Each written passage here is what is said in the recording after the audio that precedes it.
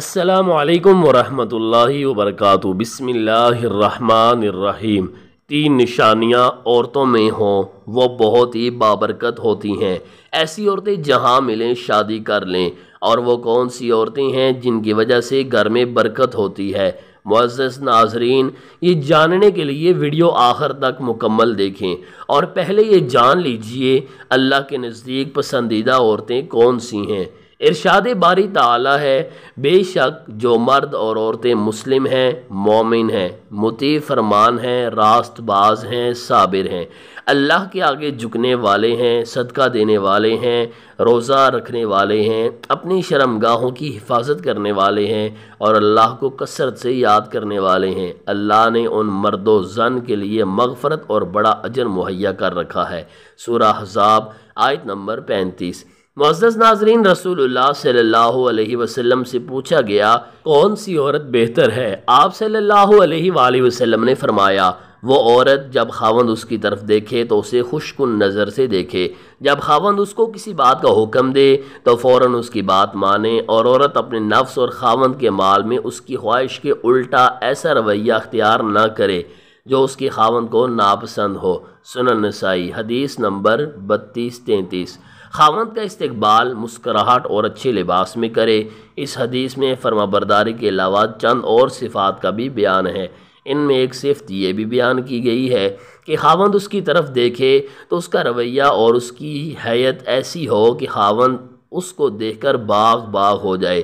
اس سے ایک بات یہ معلوم ہوئی کہ عورت مسکراہٹ کے ساتھ خاوند کا استقبال کرے، منہ بنایا ہوا نہ ہو، خفگی اور ناراضگی کے آثار چہرے پر نہ ہو، غصے میں بری ہوئی نہ ہو۔ معزز ناظرین، ایک حدیث میں بہترین اور صالح ترین عورت کی یہ دو صفات بیان ہوئی ہیں۔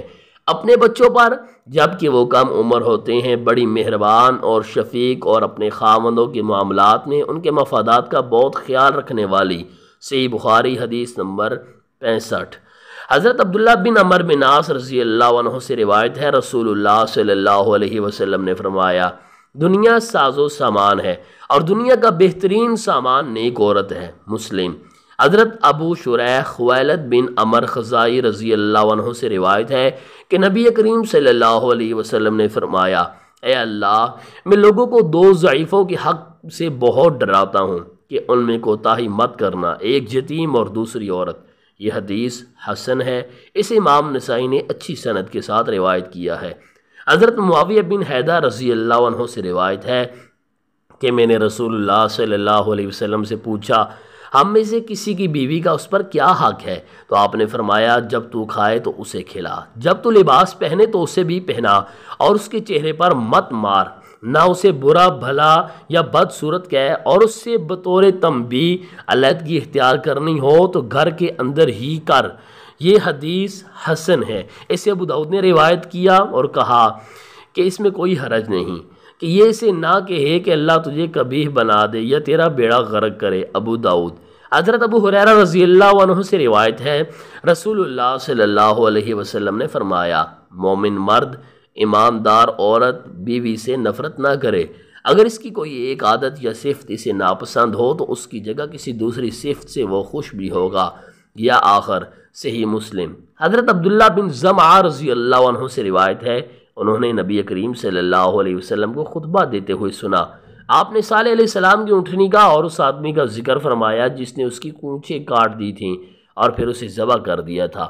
چنانچہ رسول اللہ صلی اللہ علیہ وسلم نے فرمایا، اِذٍ بَعَثَ أَشْقَاهَا، یعنی یہ آیت تلاوت فرمائی اور پھر اس کے معنی بیان فرمائے کہ اونٹنی کو ہلاک کرنے کے لیے ایک شریر آدمی اٹھا جس سے اپنے خاندان کی حمایت حاصل تھی۔ پھر آپ نے عورتوں کا ذکر فرمایا اور ان کے بارے میں نصیحت فرمائی۔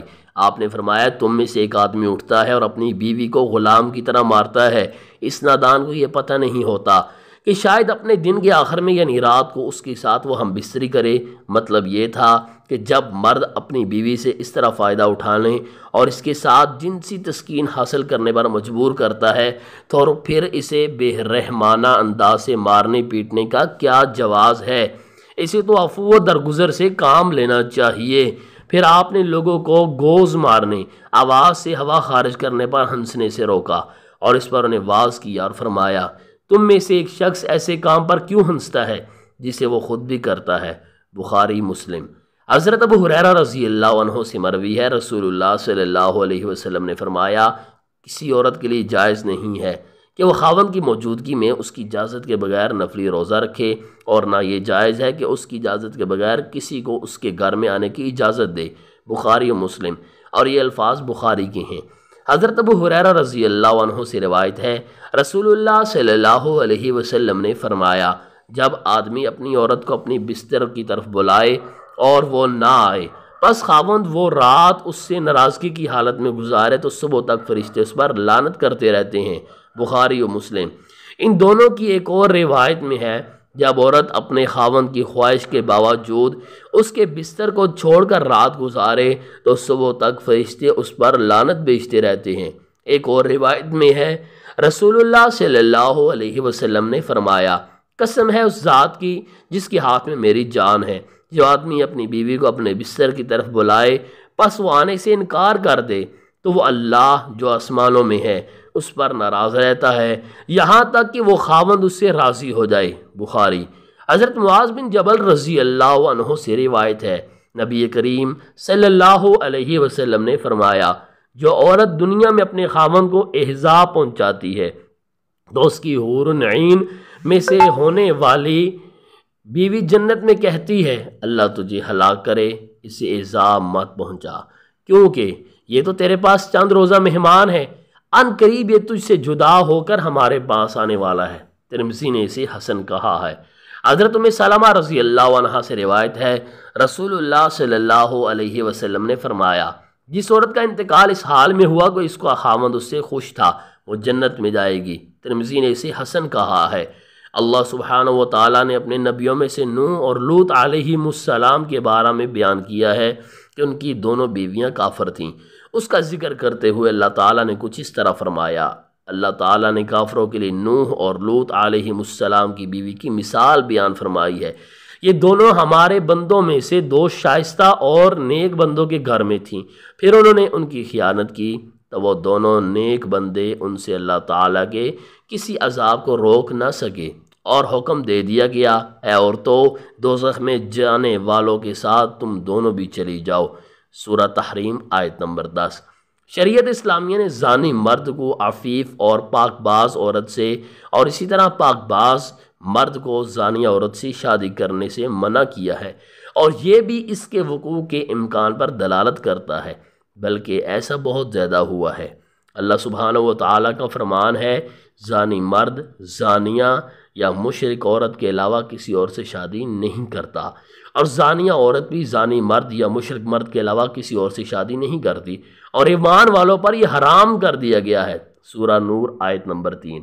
نبی صلی اللہ علیہ وسلم نے یہ بتایا ہے کہ عورت سے بعض اوقات اس کے مال و دولت یا پھر اس کی خوبصورتی و جمال کی وجہ سے یا پھر اس کے حسب و نسب کی بنا پر یا اس کے دین کی وجہ سے شادی کی جاتی ہے، اور نبی صلی اللہ علیہ وسلم نے یہاں پر دین والی عورت سے شادی کی ترغیب بھی دی، جو اس بات کی دلیل ہے کہ بعض اوقات اس کے علاوہ اور بھی ہو سکتا ہے کہ مرد ایسی عورت سے شادی کر لے جو اس کی مماثلت نہیں رکھتی۔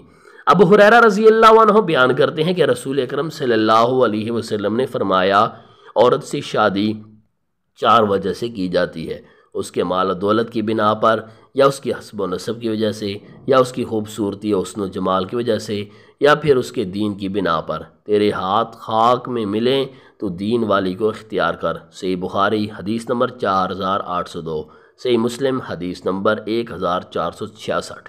نبی مکرم صلی اللہ علیہ وسلم نے عورتوں کے اولیاء کو حکم دیا ہے کہ وہ اپنی ولایت میں رہنے والی عورتوں کی دین والے لوگوں سے شادی کریں، جو کہ اس کی دلیل ہے کہ اس کے خلاف بھی ہو سکتا ہے۔ ابو ہریرہ رضی اللہ عنہ بیان کرتے ہیں کہ رسول اکرم صلی اللہ علیہ وسلم نے فرمایا جب تمہارے پاس کسی ایسے شخص کا رشتہ آئے جس کے دین اور اخلاق کو تم پسند کرتے ہو تو اس سے اپنی لڑکی کی شادی کر دو، اگر ایسا نہیں کرو گے تو زمین میں بہت وسیع و عریض فساد بپا ہو جائے گا۔ سنن ترمذی حدیث نمبر 1084، سنن ابن ماجہ حدیث نمبر 1967۔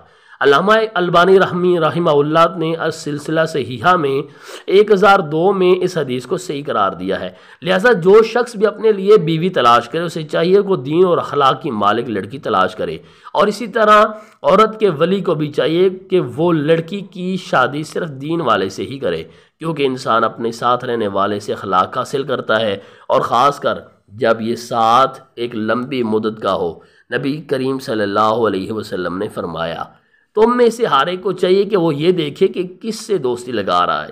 سنن ترمذی حدیث نمبر 2378۔ علامہ البانی رحمہ اللہ نے صحیح ترمذی 1937 میں سے حسن کہا ہے، یعنی اپنے دوست کی عادات اور سیرت پر ہے۔ فل ینظر، یعنی اسے غور فکر اور سوچنا چاہیے، یعنی وہ کس سے دوستی لگا رہا ہے اور بھائی چارہ قائم کر رہا ہے، تو جس کا دین اور اس کا اخلاق و عادات اچھی ہوں اس سے دوستی لگائے، اور جس کی یہ چیزیں اچھی نہ ہو وہ اس سے دوستی لگانے سے اجتناب کرے، کیونکہ طبیعتیں صحبت کا اثر لیتی ہیں، اور کسی کی حالت کو صحیح اور خراب کرنے میں صحبت کا بہت ہی زیادہ اثر ہوتا ہے۔ جیسے ضرب المثل بھی ہے کہ خربوزے کو دیکھ کر رنگ پکڑتا ہے۔ غزالی رحمہ اللہ کہتے ہیں، حریص اور لالچی سے دوستی لگانے اور اس کے ساتھ اٹھنے بیٹھنے سے حرص و لالچ پیدا ہوتا ہے، اور زاہد سے دوستی لگانے اور اس کے ساتھ اٹھنے بیٹھنے سے دنیا سے زہد پیدا ہوتا ہے، کیونکہ طبیعتیں تشبہ اختیار کرنے اور اقتداء پر بنی ہوئی ہیں، بلکہ ایک طبیعت دوسرے طبیعت سے اس طرح عادات حاصل کرتی ہیں جس کا شعور بھی نہیں ہوتا۔ دیکھیے تحفۃ الاحفظی۔ معزز ناظرین، ویڈیو اچھی لگی ہو تو پلیز لائک ضرور کیجئے، دوسرے کے فائدے کے لیے ضرور شیئر کیجئے، چینل کو سبسکرائب کیجئے۔